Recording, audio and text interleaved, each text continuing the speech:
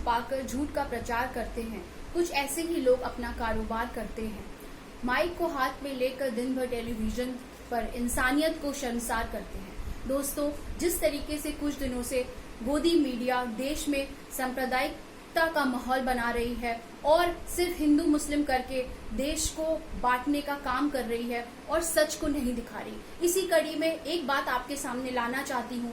आप सबको पता होगा जिस तरीके से जनवरी में देवेंद्र सिंह, जो कि जम्मू एंड कश्मीर के डीएसपी थे, उन्हें पुलिस ने पकड़ा था हिजबुल मुजाहिदीन के आतंकवादियों के साथ। वो उन आतंकवादियों को जम्मू एंड कश्मीर में एंट्री करा रहे थे। ये वही देवेंद्र सिंह है उस वक्त जिनका नाम पुलवामा अटैक से अटकलें लगाई जा रही थी जुड़ने की, लेकिन उससे रिलेटेड कोई भी रिपोर्ट, कोई भी न्यूज, किसी भी न्यूज चैनल ने नहीं दिखाई।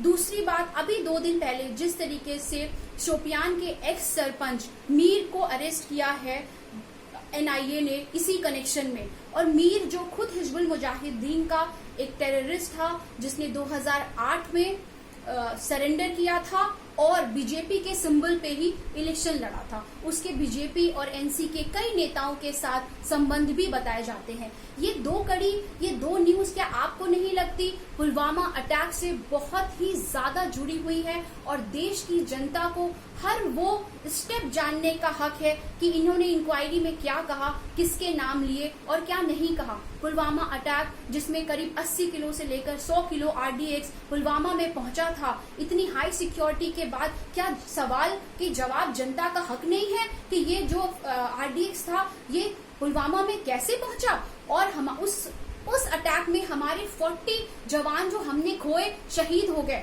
उन जवानों के बारे में बहुत रैलियों में हमने उन्हें भुना तो लिया वोट पाने के लिए, लेकिन क्या आज तक एक भी इंडिपेंडेंट इंक्वायरी कमेटी उस पुलवामा अटैक पे बनी है? नहीं बनी, और उसकी जांच भी एनआईए को दे दी गई। ये वही एनआईए है जिसमें जब असीमानंद और उनके 2 साथियों को समझौता एक्सप्रेस केस में बेल दी थी स्पेशल कोर्ट ने, पंचकुला ने, तो जज ने कहा था कि एनआईए पूरी तरीके से नाकामयाब रहा है अब उनके खिलाफ सबूत पेश करने से।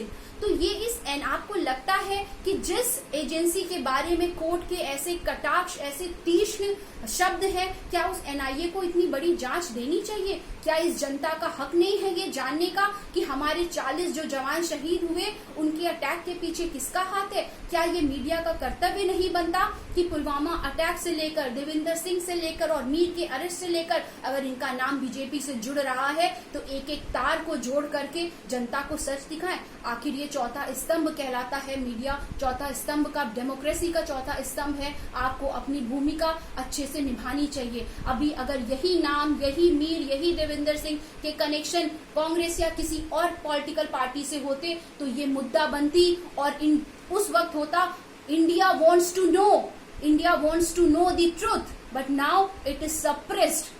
आज की डेट में कोई इसकी बात नहीं करता। बस मेरा यही मानना है कि ये जो सच है ये दुनिया के सामने आना चाहिए। Thank you.